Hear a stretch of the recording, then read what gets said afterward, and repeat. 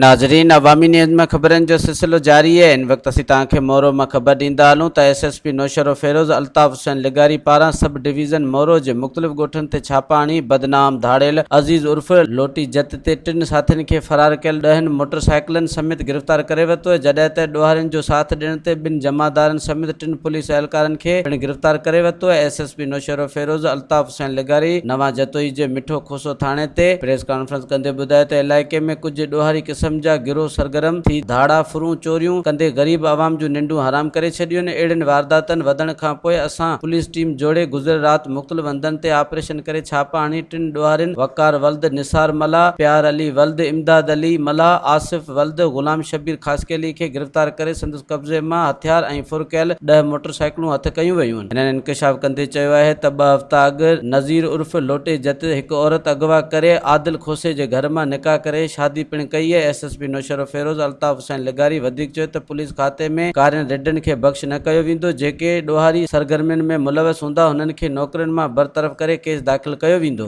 मज़ीद खबरों और तफसीलात के लिए विजिट करें हमारी वेबसाइट www.awamiNewsHD.com।